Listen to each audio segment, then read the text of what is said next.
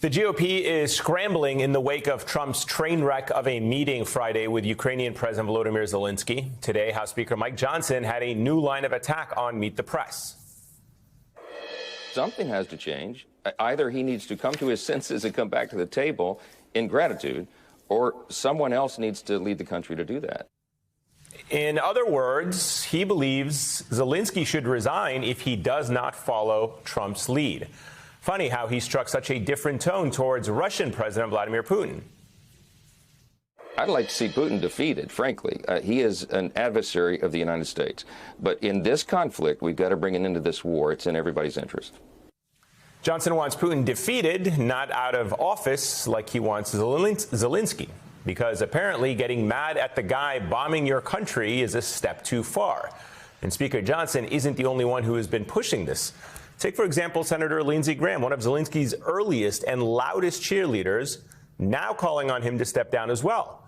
And then there's the man who escorted the Ukrainian president out of the White House after the meeting, National Security Advisor Mike Waltz. He told CNN that Zelenskyy was the one not negotiating in good faith. Again, this from the same guy who once compared Zelenskyy to Winston Churchill. Not every Republican is on board with this, and plenty of Democrats are furious over how all of this went down. And the one person who should be handling all of this, the Secretary of State, America's top diplomat, Marco Rubio, well, he is the guy who just sat there, grimacing in his chair, observing from afar as this whole mess unfolded, melting into the couch. On ABC News today, Rubio said he's had no communication with Zelenskyy since Friday, adding that, quote, "You cannot end a war unless both sides come to the table." Trump's team is trying to spin this like Zelenskyy doesn't want a solution, or at least isn't putting in the work. But as the political drama here plays out, Zelenskyy has shown quite the opposite. In fact, he flew straight to Europe after the fallout, actually doing the work, finding solutions, and engaging in real diplomacy with his European counterparts. There's a bigger question hanging over all of this. Can Ukraine achieve peace without the United States? Sure, there are technically options, and Ukraine has enough in its defense fund to slow Russia down for now. But it's a long shot in the long run. Alliances and foreign policy have been built around U.S. involvement for years. Trying to go it alone now wouldn't just be difficult for Ukraine.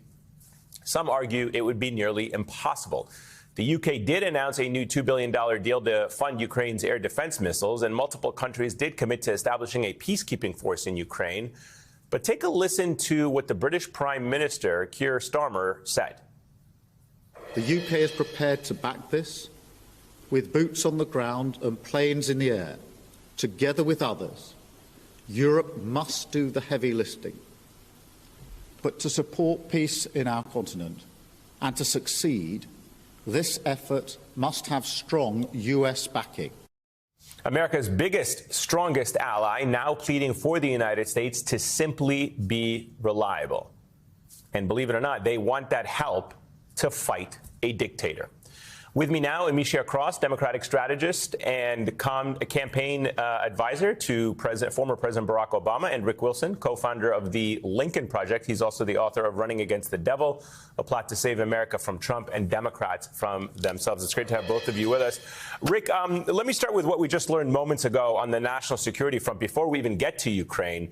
But a truly bizarre development coming out of the Pentagon. We learned that the Defense Secretary, Pete Hegseth, has stopped all cyber operations against Russia. The Washington Post is reporting that their motive is to bring Vladimir Putin to the negotiating table with Zelenskyy. And I'm curious what you think about this development. How dangerous is this generally? And does something like this even help a fair deal? Because I'm willing to bet that I do not think the folks in Moscow are making a decision to stop any of their cyber operations against the United States. Quite clearly, since there's still the ongoing Russian they've substituted being a strong nation for having a strong external cyber capacity in a lot of these questions. But look, I think that this is treason adjacent. You do not unilaterally disarm against the Russians. This is 101 stuff. This isn't hard to understand. This is stuff that for those of us who were in that last generation of young Cold Warriors, we get it internally. It used to be a fundamental principle of Republicans that you didn't disarm unilaterally. You didn't let dictators run wild. You didn't let someone like Vladimir Putin have an open battlefield where you've disarmed yourself. So, look, I'm sure Pete Hegseth is very busy firing black people and women, so he's not focused on the actual target here, which is Vladimir Putin, which is one of our only peer enemies in the world. Let me get your thoughts on that as well really quickly, Rick. I mean, the reaction from the international community and how they're viewing Trump versus Zelenskyy. You've got European allies quickly rallying and siding with Zelenskyy today in this kind of impromptu security meeting that they organized. He met, even symbolically important, with King Charles of the UK. How well did Zelenskyy handle the aftermath versus how Trump did? Look, I think Zelensky's handled the aftermath beautifully. I also think he handled the meeting as well as anyone could. It was a setup. It was a prank that Trump and Vance and Rubio set up. And by the way, I don't give Rubio a pass. He had to be involved in this. There's no question that he knew what was coming, and he sat there looking guilty, watching his soul wither away live on television. But these people knew what they were getting into, and they're not pursuing American interests. They're pursuing Putin's interests. Ameshia, Zelenskyy said he believes he can salvage his relationship with the U.S., and we know that any plans from Europe need U.S. backing. The question is Donald Trump here. Donald Trump has made clear that he's not prepared to, and even Mike Johnson reiterated that today to some extent, that they're not prepared to bring him back to the White House or into the diplomatic fold until he, I guess, apologizes, shows gratitude to the United States. I don't know in what term that exactly looks like, but also basically bend a knee to Donald Trump. Yeah, Donald Trump wants to see Volodymyr Zelenskyy grovel. He wants to see him beg. He wants to see him be apologetic, but he also wants to hear a shouting down of thank yous to him personally, not to the United States, not to our longstanding foreign policy, not to our, relationships that have existed across Europe for quite some time. He wants to hear it from him. And even if he was to do it, I don't think that would change the animus that Trump has.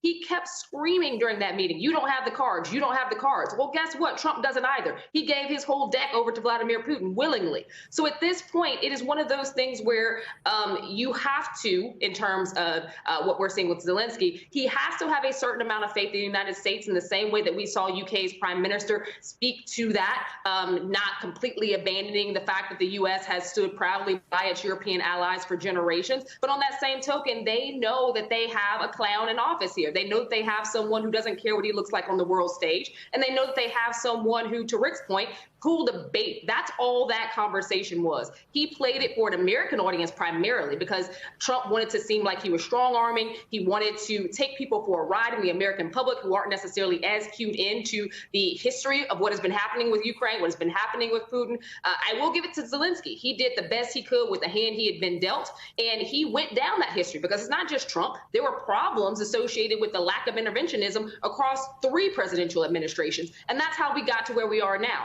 But in no uncertain terms can the United States afford to back away, because should they do so, we will see what is the equivalent of World War III.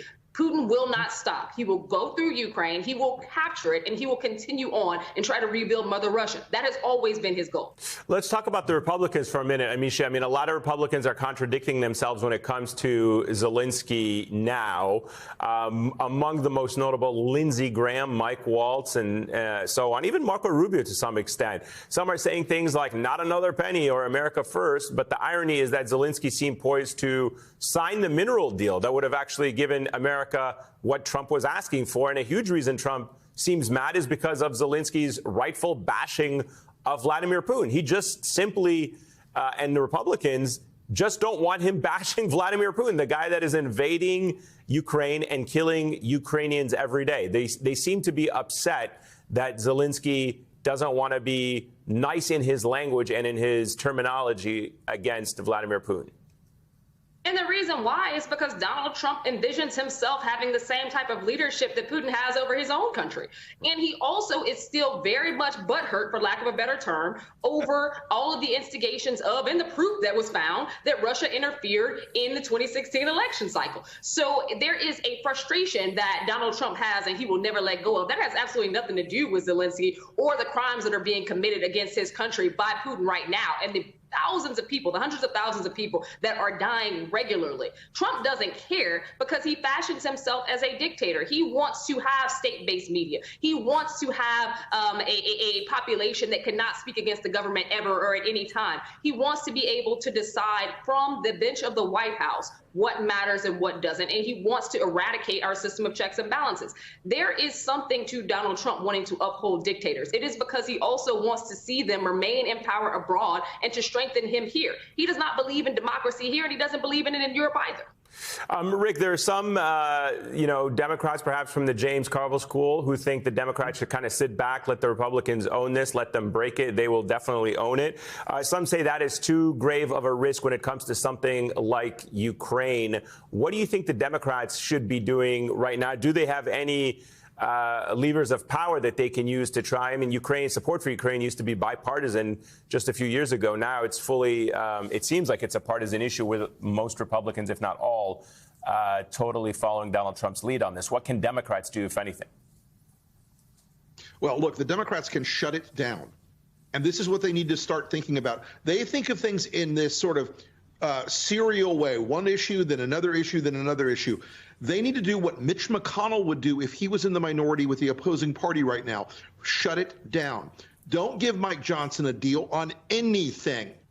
Don't give John Thune a deal on anything. Freeze everything. Hold every other appointment. Stop every process. Tell them that this is unacceptable. And it's not just about Ukraine. It's about the entire destructive character of Trump's administration. And the Democrats need to show America not that they're going to have better policies. They need to show them that they have some fight. And these people will not stop fighting. They will always, and the problem with James's theory, and I love James, but the problem with this theory is that the Republicans have a goal line. They don't. They will keep going. The shark will eat until you kill it. The shark will keep eating until you stop it from eating anymore. So you got to fight these people on every front. And the Democrats, if Mitch McConnell was Chuck Schumer, he would be absolutely wrecking the hell out of Donald Trump every minute of the day.